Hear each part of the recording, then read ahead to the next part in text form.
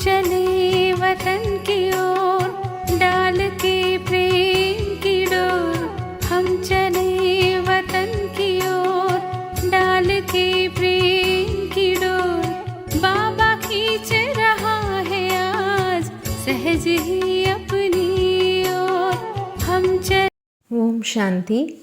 அவ்யக்த முரளி 29/10/1981. முரளியின் தலைப்பு தந்தை மற்றும் குழந்தைகளின் ஆன்மீக சந்திப்பு. ஆன்மீக தந்தை ஆன்மீக குழந்தைகளை சந்தித்து கொண்டிருக்கிறார். இந்த ஆன்மீக சந்திப்பை குழந்தைகள் நீங்கள் மட்டும்தான் செய்ய முடியும். ஒரு தந்தையுடன் ஒரே நேரத்தில் இந்த சந்திப்பை செய்ய முடியும். நீங்கள் அனைவரும் தீபாவளி திருவிழாவை கொண்டாட வந்திருக்கிறீர்கள். விழாவில் ஒன்று கொண்டாடுவது, இரண்டாவது ஒருவர் இன்னொருவரை சந்திப்பது, மூன்றாவது ஏதாவது பரிசு கொடுப்பது மற்றும் பெற்றுக்கொள்வது, மேலும் நான்காவது விளையாடுவது. நீங்கள் அனைவரும் கூட இந்த 4 விஷயங்களையுமே செய்திருக்கிறீர்கள். சந்திப்பு விழாவிலோ வந்திருக்கிறீர்கள். ஆனால் கொண்டாடுவதென்றால் எப்பொழுதும் அழியாத உற்சாகம் நிரம்பிய, ஊக்கம் நிரம்பிய வாழ்க்கையில் எப்பொழுதும் இருப்பதற்கான திட எண்ணம் வைப்பது.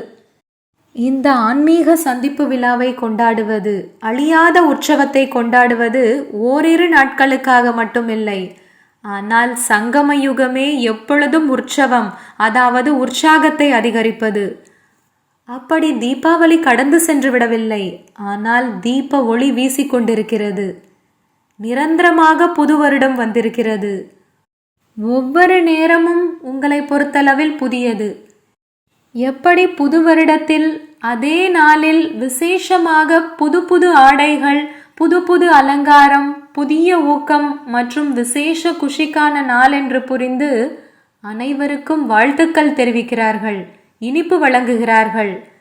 அதேபோல் ஆன்மீக குழந்தைகள் உங்களை பொறுத்தளவில் சங்கமயுகத்தின் ஒவ்வொரு நாளும் அனைவருக்கும் வாழ்த்துக்கள் தெரிவிப்பதற்கான மற்றும் அனைவருக்கும் எப்பொழுதும் இனிப்பு வழங்குவதற்கான நாளாகும். அந்த மாதிரி எப்பொழுதும் உற்சாகத்தில் இருங்கள். மேலும் மற்றவர்களுக்கும் உற்சாகம் கொடுங்கள். எப்பொழுதும் வாயில் இனிமையான வார்த்தைகள் வருவது என்பதுதான் இனிப்பு வழங்குவது.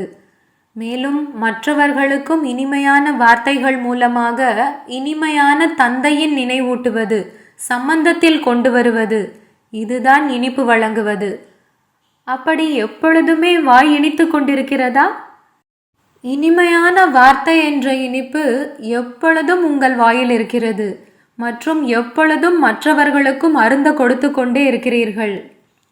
ஒவ்வொரு நாளும் உயர்ந்த நிலை, அதாவது ஒவ்வொரு நாளும் தன்னில் புதுமையை தாரணை செய்து கொண்டே இருக்கிறீர்கள். ஒரு வினாடி சென்றது, மேலும் புதிய நிலை. ஒரு வினாடிக்கு முன்பு என்ன நிலையாக இருந்ததோ அது 2வது வினாடியில் முன்னேறும் கலையின் அனுபவத்தின் காரணத்தினால் எப்பொழுதும் உயர்ந்ததாக மற்றும் புதியதாக இருக்கிறது. அப்படிப்பட்ட நிலையை தாரணை செய்வதென்றால் புதிய ஆடையை அணிவது. சத்யுகத்திலோ ஸ்தூலமாக எப்பொழுதும் புதிய ஆடை அணிவீர்கள். உலக மகாராஜா மற்றும் ராஜ குடும்பத்தை சேர்ந்தவர்கள் அணிந்த ஆடையை அணிய மாட்டீர்கள். இந்த சமஸ்காரத்தை ராஜ் அதிகாரி ஆத்மாக்கள் இங்கேயே நிரப்ப வேண்டும். ஒவ்வொரு நேரத்தின் புதிய நிலை மற்றும் ஒவ்வொரு நேரம் பாப்தாதா மூலமாக, ஞானம் யோகா மூலமாக புதிய அலங்காரமாகிக் கொண்டிருக்கிறது. எப்படி மிக அதிக செல்வம் உடையவர்கள் எப்பொழுதும் புது புது அலங்காரம் செய்வார்கள், அப்படி அனைவரையும் விட உயர்ந்த சம்பன்னமான தந்தை, உயர்ந்த சம்பன்ன குழந்தைகள் உங்களுக்கு தினசரி புதிய அலங்காரம் செய்கிறார் இல்லையா? அப்படி தினசரி புதிய வருடமானதில்லையா? புதிய ஆடை, புதிய அலங்காரம், புதிய உற்சவம், அதாவது உற்சாகம் மற்றும் எப்பொழுதுமே வாய் இனித்து கொண்டிருப்பது. நிரந்தரமாகவே வாயில் இனிப்பை அனுபவம் செய்விக்கும் இனிப்பு இருக்கிறது. எனவே தந்தையும் தினசரி என்ன கூறுகிறார்? இனிமையிலும் இனிமையான குழந்தைகளே. இது உறுதியாக நினைவில் இருக்கிறது இல்லையா? தந்தையும் இனிமையிலும் இனிமையான குழந்தைகளே என்று கூறுகிறார். மேலும் குழந்தைகளும் என்ன கூறுகிறார்கள்? இனிமையிலும் இனிமையான பாபா. அப்படியானால் வாயில் என்ன ஆயிற்று? அப்படி தினசரி புதிய வருடம் ஆகிவிட்டதில்லையா? புதிய வருடம் என்றால் புதியது என்ன? புதிய நேரமாகிவிட்டது. அப்படி இந்த விதமாக கொண்டாடினீர்களா? அல்லது உற்சவம் சென்று விட்டது, கூடவே உற்சாகமும் சென்று விட்டதா? அப்படி அற்ப காலத்திற்கு கொண்டாடவில்லையே. இங்கு ஆன்மீக மேளா என்றால் அழியாத மேளா. இன்னொரு விஷயம், கொண்டாடுவதின் கூடவே சந்திப்பது. அப்படி ஆன்மீக சந்திப்பு செய்வதென்றால் தந்தைக்கு சமமாக ஆவது. இது ஸ்தூலமான சந்திப்பில்லை, ஆனால் குணங்களால் சந்திப்பது, சமஸ்காரங்களால் சந்திப்பது. சந்திப்பதென்றால் சமமாவது. எனவேதான் சேர்க்கையின் பிரபாவம் இருக்கிறது என்ற மகிமை பாடுகிறார்கள். அந்த மாதிரி ஆன்மீக சந்திப்பை செய்தீர்களா? அல்லது ஒவ்வொருவருக்கும் கை கொடுத்தீர்கள், மேலும் கட்டி அணைத்தீர்கள் என்பது மட்டும்தானா? குணங்களின் சந்திப்பு மற்றும் சமஸ்காரங்களின் சந்திப்பு இது நிரந்தரமானது தான் இல்லையா? தினசரி சந்திப்பை கொண்டாடுவது. அப்படி மேலாவில் வந்திருக்கிறீர்கள் என்றால் அந்த மாதிரி சந்திப்பை செய்தீர்களா? மூன்றாவது விஷயம், வாங்குவது மற்றும் கொடுப்பது. உலகியல் முறையில் கூட ஏதாவது திருவிழாவிற்கு செல்கிறீர்கள் என்றால் பணம் கொடுப்பீர்கள், ஏதாவது பொருளை வாங்குவீர்கள், அவசியம் ஏதாவது வாங்குவார்கள். மேலும் பொருளை பெறுவதற்கு முன்பு கொடுப்பதோ இருக்கவே இருக்கிறது. அப்படி எப்பொழுதுமே எடுக்கிறீர்களா? ஒவ்வொருவரிலும் கூட எப்பொழுதும் ஒவ்வொருவரின் விசேஷம் மற்றும் குணங்களை எடுக்கத்தான் செய்கிறீர்கள். எப்பொழுதுமே எடுக்கிறீர்கள் தான் இல்லையா? எப்பொழுது எடுக்கிறீர்களோ அப்பொழுது தனக்குள் தாரணை செய்கிறீர்கள். அப்படி எப்பொழுது விசேஷத்தை தாரணை செய்கிறீர்களோ அப்பொழுது அதற்கு பதிலாக சாதாரண நிலை இயல்பாகவே அகன்று விடுகிறது. குணத்தை தாரணை செய்கிறீர்கள் என்றால் அந்த குணத்தை தாரணை செய்வதினால் என்ன பலவீனம் இருந்ததோ அது தானாகவே அகன்று விடுகிறது. அப்படி இதுதான் கொடுப்பதாக ஆனது. அப்படி குஜராத்தை சேர்ந்தவர்கள் எடுத்தார்களா மற்றும் கொடுத்தார்களா? கொடுப்பது மற்றும் பெறுவதை செய்தீர்களா? இந்த கொடுப்பது மற்றும் எடுப்பது ஒவ்வொரு நேரமும் நடந்து கொண்டே இருக்கிறது, மேலும் நடந்து கொண்டே இருக்கும். ஒவ்வொரு வினாடியும் எடுக்கிறீர்கள் மற்றும் கொடுக்கிறீர்கள். ஏனென்றால் எடுப்பதினால் கொடுப்பதும் அதனோடு சேர்ந்திருக்கிறது. அப்படி கொடுப்பதிலும் பரந்த மனமுடையவர்களாக இருக்கிறீர்களா அல்லது கஞ்சனாக இருக்கிறீர்களா? பரந்த மனமுடையவர்தான் இல்லையா? மேலும் கொடுப்பது கூட என்ன கொடுக்கிறீர்கள்? எதனால் கஷ்டப்பட்டு கொண்டிருக்கிறீர்களோ அதை தான் கொடுக்கிறீர்கள். எப்பொழுது அனைத்து குழந்தைகளும் முற்றிலும் காலியாகி விடுகிறார்களோ அப்பொழுதுதான் தந்தை வருகிறார். உடலின் சக்தியும் இல்லை, மனதின் சக்தியும் இல்லை, பணம் செல்வத்தின் சக்தியும் இல்லை. உடலின் சக்தியில் காலியாகி இருக்கிறார்கள். இதனுடைய நினைவாக சிவனின் ஊர்வலத்தை எப்படி காண்பித்திருக்கிறார்கள்? மேலும் மனதின் சக்தி அழிந்ததின் அடையாளமாக எப்பொழுதும் கூவி அழைத்து கொண்டிருப்பதென்பது நினைவாக இருக்கிறது. தினசரி அழைத்து கொண்டே இருக்கிறார்கள் இல்லையா? பணம் செல்வத்தின் காலியானதின் அடையாளம் இப்பொழுது பாருங்கள், கொஞ்சம் தங்கமும் இருக்கிறது, அதன் மீது எப்பொழுதும் அரசாங்கத்தின் பார்வை இருக்கிறது. பயந்து பயந்து அணுகிறார்கள். ஒருவேளை பணம் இருக்கிறது என்றாலும் அதனுடைய பெயர் என்னவாக இருக்கிறது? கருப்பு பணம். பெயரளவில் எவ்வளவு பெரிய செல்வந்தனோ அந்தளவு 90% கருப்பு பணம் இருக்கும். அப்படி பெயரளவில் பணம் இருந்ததா அல்லது உபயோகத்திற்கானதாக இருந்ததா? அப்படி எப்பொழுது அனைத்து தரப்பிலிருந்தும் காலியாகி விடுகிறீர்களோ, குசேலரின் காய்ந்த அவல் மட்டும் எப்பொழுது இருந்து விடுகிறதோ அப்பொழுது தந்தை வருகிறார். காய்ந்த அவல் சாப்பிடுவதினால் உடல் ஆரோக்கியத்திற்கு கெடுதலாகிவிடும். அவல் மட்டும் கொடுக்கிறீர்கள், அதுவும் காய்ந்தது, மேலும் என்ன பெறுகிறீர்கள்? அனைத்து குணங்கள், அனைத்து சக்திகள், அனைத்து பொக்கிஷங்கள், 36 விதங்களையும் விட அதிக வகைகள் என்றால் பெறுவதாக ஆனதா அல்லது கொடுப்பதாக ஆனதா?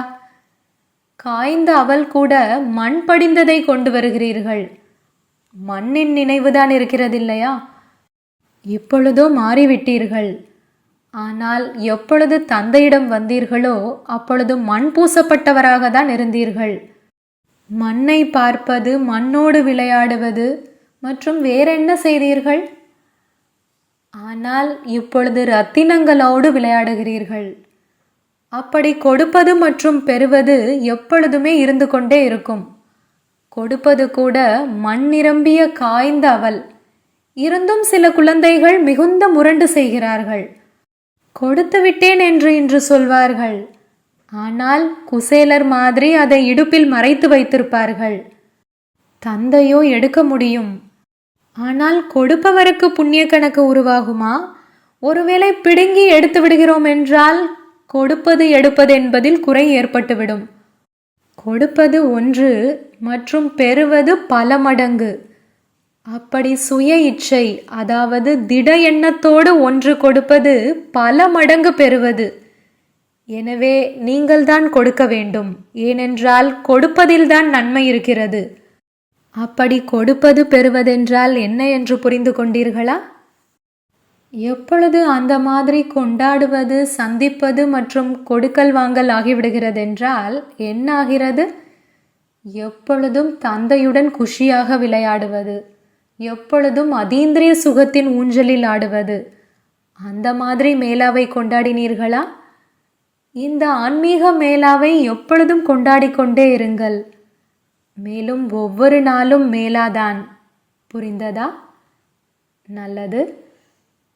அந்த மாதிரி ஒவ்வொரு வினாடியும் மேளாவை கொண்டாடக்கூடிய, எப்பொழுதும் தன்னுடைய மற்றும் அனைவரின் வாயை இனிப்பாக்கக்கூடிய, எப்பொழுதும் புதிய உற்சாகம் வைக்கக்கூடிய, அதாவது எப்பொழுதும் உற்சவத்தை கொண்டாடக்கூடிய, ஒவ்வொரு வினாடியும் முன்னேறும் கலையின் புதிய நிலை, அதாவது புதிய ஆடை அணிந்த, புதிய அலங்காரம் தரித்த, எப்பொழுதும் தந்தையுடன் குஷியில் விளையாடக்கூடிய, அந்த மாதிரி எப்பொழுதும் ஆன்மீக மேளாவை கொண்டாடக்கூடிய சிரேஷ்ட ஆத்மாக்களுக்கு பாப்தாதாவின் அன்பு நினைவுகள் மற்றும் நமஸ்காரம்.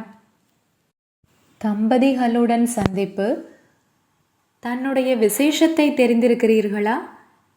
இந்த குரூப்பின் விசேஷம் என்ன? இந்த குரூப் சந்நியாசி மகாத்மாக்களையும் தலைவணங்க வைப்பவர்கள். சந்நியாசி என்றால் இன்றைய நாட்களில் மகான் ஆத்மாக்கள். அப்படி இன்றைய நாட்களின் மகான் ஆத்மாக்கள் என்று கூறப்படுபவர்களுக்கும் தன்னுடைய வாழ்க்கை மூலமாக அறிமுகம் கொடுப்பவர்கள் நீங்கள். இதே விசேஷத்தை எப்பொழுதும் நினைவில் வைத்துக்கொண்டே ஒவ்வொரு அடியையும் எடுத்து வைத்தீர்கள் என்றால் ஒவ்வொரு காரியமும் சரித்திரமாகிவிடும். எப்படி பிரம்மாவின் ஒவ்வொரு காரியத்தையும் சரித்திரத்தின் ரூபத்தில் வர்ணனை செய்கிறீர்கள் இல்லையா? இங்கே மதுபனில் பிரம்மா பாபாவின் சரித்திர பூமி என்று புரிந்து வருகிறீர்கள் தான் இல்லையா? பிரம்மா பாபாவின் ஒவ்வொரு காரியம் சரித்திரமாகிவிட்டது. ஏனென்றால் உயர்ந்த காரியமாக இருந்தது. அந்த மாதிரி இந்த குரூப்பின் விசேஷமானது ஒவ்வொரு காரியத்தையும் சரித்திரத்திற்கு சமமாக ஆக்குபவர்கள். ஏனென்றால் இப்பொழுது ஆன்மீக தந்தையின் குழந்தைகள் ஆன்மீகமாகிவிட்டார்கள். பிரம்மா குமார் குமாரியின் ஆன்மீக உறவு ஏற்பட்டுவிட்டது. ஆன்மீக தந்தை, ஆன்மீக குழந்தைகள் மற்றும் ஆன்மீக காரியம். ஆன்மீக காரியத்தை தான் சரித்திரம் என்று கூறுவோம். முழு நாளும் அமிர்த வேளையில் தொடங்கி இரவு வரையிலும் ஒவ்வொரு காரியமும் சரித்திரமாக இருக்கட்டும். சாதாரணமானதாக இருக்க வேண்டாம், ஆன்மீகமானதாக இருக்கட்டும். ஆன்மீக வாழ்க்கையுள்ளவர் சாதாரண காரியம் செய்யவே முடியாது. அனைவரின் 2 சக்கர வண்டி சரியாக சென்று கொண்டிருக்கிறது தான் இல்லையா? எப்பொழுதாவது ஏதாவது சக்கரம் மேலேயோ கீழேயோ செல்வதில்லையே. ஒரு சக்கரம் முன்னுக்கு சென்று கொண்டிருக்கிறது, இன்னொரு சக்கரம் பின்னாலேயே இருந்து விடவில்லையே. உங்கள் அனைவரின் விசேஷமே ஒருவர் இன்னொருவரை விட முன்னுக்கு இருங்கள். மேலும் ஒருவர் இன்னொருவரை முன்னுக்கு வைப்பவராகவும் இருக்கிறீர்கள் என்பதுதான். ஒருவர் இன்னொருவரை முன்னுக்கு வைப்பதுதான் முன்னால் இருப்பது. நான் ஆண் மற்றும் அவர் தன்னை சக்தி என்று நினைக்கிறார் என்று அப்படியும் வேண்டாம். ஒருவேளை நீங்கள் சக்தி என்றால் அந்த பாண்டவர்களும் குறைந்தவர்கள் அல்ல, சக்திகளும் குறைந்தவர்கள் அல்ல. இருபாலருமே தந்தையின் சகயோகிகள். எனவே பாண்டவர்கள் முன்னுக்கு இருக்கிறார்களா அல்லது சக்திகள் முன்னுக்கு இருக்கிறார்களா என்ற இதையும் கூற முடியாது. சக்திகளை கேடயம் என்று ஏன் கூறுகிறோம் என்றால், அவர்கள் தன்னை வெகு காலமாக தாழ்ந்தவர்கள் என்றே நினைத்து வந்திருக்கிறார்கள். எனவே போதை ஏறுவதற்காக முன்னுக்கு வைத்திருக்கிறோம். சக்திகளை முன்னுக்கு வைப்பதில்தான் பாண்டவர்களுக்கு லாபம். சக்திகள் பின்னால் இருக்கிறார்கள் என்றால் உங்களையும் பின்னால் இழுத்து விடுவார்கள். ஏனென்றால் சக்திகளிடம் கவர்ந்தெழுக்கும் சக்தி அதிகமாக இருக்கிறது. எனவே சக்திகளை முன்னுக்கு வைப்பதுதான் நீங்கள் முன்னுக்கு இருப்பதாகும். பொதுவாகவே சக்திகள் பாண்டவர்களின் கேடயம். பாண்டவர்கள் எங்காவது இந்த மாதிரி சொற்பொழிவு நிகழ்த்தினார்கள் என்றால் தடியடி பெற வேண்டியதாக இருக்கும். பொதுவாக கீதா பாடசாலை திறக்கிறீர்கள் என்றால் சகோதரியை அனுப்புங்கள் என்று கூறுகிறீர்கள். மாதா குரு ஆவார். எனவே மாதர்களில் பாவனை சுலபமாக வந்து விடுகிறது. பிரம்மா பாபாவும் முதுகெலும்பாக இருந்தார். மேலும் சக்திகளை முன்னுக்கு வைத்தார் என்றால் நீங்களும் பிரம்மாவை போன்றவர்கள்தான். எப்படி தந்தை சக்திகளை முன்னுக்கு வைத்தார் என்றால் வெற்றி கிடைத்தது, அதேபோல் நீங்களும் சக்திகளை முன்னுக்கு வைத்தீர்கள் என்றால் வெற்றி கிடைத்துவிடும். இல்லறத்தில் ஏதாவது பிரச்சனை ஏற்படுவதில்லையே. எப்பொழுதாவது ஒரு பாத்திரம் இன்னொரு பாத்திரத்தோடு மோதுவதோ இல்லையே. ஏனென்றால் ஏதாவது சப்தம் எழுகிறதென்றால் என்ன கூறுவார்கள்? பகவானின் குழந்தைகள், மேலும் பாத்திரம் பாத்திரத்தோடு மோதுகிறது. பொதுவாகவே பாத்திரம் பாத்திரத்தோடு மோதுகிறதென்றால் அவசியம் சப்தம் எழும். ஆனால் இங்கு சப்தம் எழ முடியாது. ஏனென்றால் இங்கு இடையில் தந்தை இருக்கிறார். எங்கு இடையில் தந்தை வந்துவிட்டாரோ அங்கு சப்தம் இருக்குமா? எப்பொழுது இடையிலிருந்து தந்தையை அகற்றி விடுகிறீர்களோ அப்பொழுது மோதல் ஏற்படுகிறது, சப்தம் எழுகிறது. எனவே எப்பொழுதும் தந்தையை உடன் வைத்துக் கொள்ளுங்கள். தந்தை உடன் இருக்கிறார் என்றால் ஏதாவது ஒரு விஷயம் நடந்ததென்றாலும் சரியாகிவிடும். பொதுவாகவே 2 பேர்களின் விஷயத்தில் 3வது நபர் இடையில் வருகிறார் என்றால் விஷயம் முடிந்து விடுகிறது இல்லையா? அதுபோலவே தந்தையை இடையில் வைத்தீர்கள் என்றால் விஷயம் வளராது, முடிவு ஏற்பட்டுவிடும். இல்லறத்தில் இருந்து கொண்டே எப்பொழுதும் உடலின் சம்பந்தத்தில் விலகியவராக இருங்கள். அப்பொழுதுதான் தூய்மையான இல்லற மார்க்கம் என்ற பங்கை செய்ய முடியும். நான் ஆண், இவர் பெண் என்ற இந்த உணர்வுகள் கனவில் கூட வர முடியாது. ஆத்மா சகோதரன் சகோதரன் என்றால் ஆண் பெண் எங்கிருந்து வந்தார்கள்? தம்பதியோ நீங்கள் மற்றும் தந்தைதான் இல்லையா? பிறகு இவர் என்னுடைய ஜோடி என்று அப்படி எப்படி கூற முடியும்? இதுவோ ஒரு காரணத்திற்காக, சேவைக்காக மட்டும் இருக்கிறது. மற்றபடி இணைந்த ரூபமோ நீங்களும் தந்தையும் தான். இருந்தாலும் தைரியம் வைத்ததற்காக பாப்தாதா வாழ்த்துக்கள் தெரிவிக்கிறார். தைரியத்துடன் முன்னேறி சென்று கொண்டிருக்கிறீர்கள், மேலும் சென்று கொண்டே இருப்பீர்கள். இந்த தைரியத்திற்கு வாழ்த்துக்கள். குமாரர்களுடன் தன்னை எப்பொழுதும் ராஜரிஷி என்று நினைக்கிறீர்களா? அதிகாரி மற்றும் ரிஷி, அதாவது தபஸ்வி. சுயத்தின் ராஜ்யம் பிராப்தியாவதினால் இயல்பாகவே தபஸ்வி ஆகிவிடுகிறார்கள். ஏனென்றால் எப்பொழுது சுயத்தின் ராஜ்யம் இருக்கிறதென்றால் சுயத்தை ஆத்மா என்று புரிந்து கொள்வதால், தந்தையின் குழந்தை ஆவதால் இதுவே தபஸ்யா ஆகிவிடுகிறது. ஆத்மா தந்தையின் குழந்தையானதென்றால் தபஸ்வி ஆனது. எப்படி ராஜ்யமும் இருக்கிறது, மேலும் ரிஷியாகவும் இருக்கிறீர்கள். அனைவரும் சுயராஜ்ய அதிகாரியாக ஆகியிருக்கிறீர்களா? எந்த ஒரு கர்மேந்திரியமும் தன் பக்கம் ஈர்க்கக்கூடாது. எப்பொழுதும் தந்தையின் பக்கம் ஈர்க்க வேண்டும். எந்த ஒரு நபர் மற்றும் பொருளின் பக்கம் கவர்ச்சி செல்ல வேண்டாம். அந்த மாதிரி ராஜ்ய அதிகாரி தபஸ்வி குமாராக இருக்கிறீர்களா? முற்றிலும் வெற்றி அடைபவராக இருக்க வேண்டும். ஏனென்றால் வாயுமண்டலமோ கலியுகம்தான் இல்லையா? மேலும் உடனிருப்பவர்களும் அன்னப்பறவை மற்றும் கொக்குகளாக இருக்கிறார்கள். அந்த மாதிரி சூழ்நிலையில் இருந்து கொண்டே சுயராஜ்யமுடையவராக இருந்தீர்கள் என்றால்தான் பாதுகாப்பாக இருப்பீர்கள். கொஞ்சம் கூட உலகின் வைப்ரேஷனின் ஈர்ப்பு இருக்கலாகாது. எந்த புகாரும் இன்றி எப்பொழுதும் முழுமையானவராக இருக்க வேண்டும். குமாரர்களின் புகார் வருகிறது. ஒருவேளை குமார் வெற்றி அடைபவர் ஆகிவிடுகிறார் என்றால் அனைவரையும் விட மகான் ஆகிவிடுகிறார். ஏனென்றால் அரசாங்கமும் இளைஞர்களை முன்னேற்றுகிறது. அதிலேயும் குமாரர்கள் அதிகமாக இருப்பார்கள். குமார் என்ன விரும்புகிறாரோ அதை செய்ய முடியும். ஏனென்றால் மிகுந்த சக்தி இருக்கிறது. ஆனால் சக்தியை வீணாக இழக்கவில்லையே. எண்ணம் மற்றும் கனவில் தந்தையை தவிர வேறு யாரும் இல்லை என்றிருந்தால்தான் நம்பர் 1 குமார் என்று கூறுவோம். குமார் தடையற்றவர் ஆகிவிடுகிறார் என்றால் அனைவரையும் தடையற்றவராக ஆக்க முடியும். குமாரர்களின் பட்டமே விக்ன விநாசக். எந்தவிதமான விக்னம், அதாவது தடை, எண்ணம், சொல், செயல், அப்படி எந்தவிதமான விக்னத்தின் வசமானவராக இருக்க வேண்டாம். எனவேதான் குழந்தைகளின் பட்டம் விக்ன விநாசக். கணேஷ் குழந்தைதான் இல்லையா?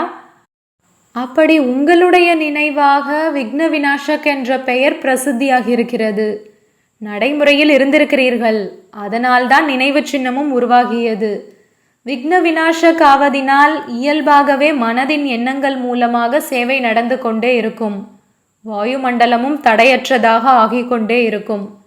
எப்படி தத்துவங்கள் காரணமாக பருவமும் மாறுகிறது, அதே போல் விக்ன விநாசக் குழந்தைகள் காரணமாக வாயுமண்டலமும் மாறிவிடும். எனவே நாலாபுறங்களிலும் விக்ன விநாசக்கின் அலை பரவிவிட வேண்டும்.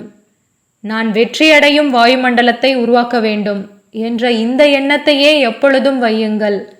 எப்படி சூரியன் அதுவே சக்திசாலியாக இருக்கிறதென்றால் நாலாபுறங்களிலும் தன்னுடைய சக்தி மூலமாக பிரகாசத்தை பரப்புகிறது, அந்த மாதிரியே சக்தி நிறைந்தவராக ஆகுங்கள். குமாரர்களுக்கு அவசியம் ஏதாவது ஒரு வேலை தேவையாக இருக்கிறது. ஒருவேளை குமார் எந்த வேலையுமின்றி இருக்கிறார் என்றால் பிரச்சனை ஏற்பட்டு விடுகிறது. குமார் பிஸியாக இருக்கிறார் என்றால் அது அவருக்கும் நன்மை, உலகிற்கும் நன்மை. எனவே விக்ன விநாசக் ஆகி வாயுமண்டலத்தை உருவாக்குவதில் பிஸியாக இருங்கள். தன்னுடைய விசேஷத்தை இந்த காரியத்தில் ஈடுபடுத்துங்கள். ஒவ்வொரு குமாரும் அநேகர்களுக்கு சஞ்சீவினி மூலிகை கொடுக்கக்கூடிய மகாவீர், அதாவது மூர்ச்சையாகி இருப்பவர்களை மீண்டும் உணர்வில் கொண்டு வருபவர்களாக இருக்க வேண்டும். தன்னுடைய இந்த காரியத்தை எப்பொழுதும் நினைவில் வைத்துக் கொள்ளுங்கள்.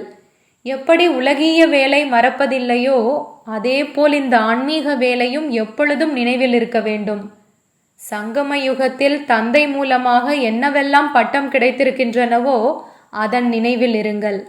பட்டம் நினைவில் வருவதினால் இயல்பாகவே ஞானம் மற்றும் ஞானத்தை வழங்குபவர் இருவர்களின் நினைவு வந்துவிடும். நல்லது. வரதானம். தன்னுடைய சம்பூர்ண சொரூபத்தை ஆவாகனம் செய்வதின் மூலமாக வருவது போவது என்ற சக்கரத்திலிருந்து விடுபடக்கூடிய அதிர்ஷ்ட நட்சத்திரங்கள் ஆகுக. இப்பொழுது தன்னுடைய சம்பூர்ண நிலை மற்றும் சம்பூர்ண சொரூபத்தை ஆவாகனம் செய்யுங்கள்.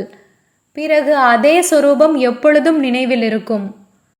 பின்பு சில நேரம் உயர்ந்த நிலை, சில நேரம் தாழ்ந்த நிலையில் வந்து போவதற்கான சக்கரம் சுற்றி கொண்டிருக்கிறது. அடிக்கடி நினைவு மற்றும் நினைவிழந்த நிலையின் சுழற்சியில் வருகிறீர்கள். இந்த சுழற்சியிலிருந்து விடுபட்டு விடுவீர்கள். அவர்கள் பிறப்பிறப்பின் சக்கரத்திலிருந்து விடுபட விரும்புகிறார்கள். மேலும் நீங்கள் வீணான விஷயங்களிலிருந்து விடுபட்டு பிரகாசித்து கொண்டிருக்கும் அதிர்ஷ்ட நட்சத்திரங்கள் ஆகிவிடுகிறீர்கள். ஸ்லோகன். ஏதாவது தடையின் வசமாவதென்றால் வைரத்தில் கரை ஏற்படுத்துவது. ஓம் சாந்தி. तुम बच्चों को तो सर्विस करनी है, जो बाबा कहते हैं सबको ये बताओ कि देखो तुम्हारा एम एंड ऑब्जेक्ट ये है, एक गीता है बगैर, ये राजयोग है ना बच्चे। कैसे है राजयोग? बिल्कुल सहज है कि बाप को याद करो तो ये वर्षा मिलेगा तुमको। ओम शांति।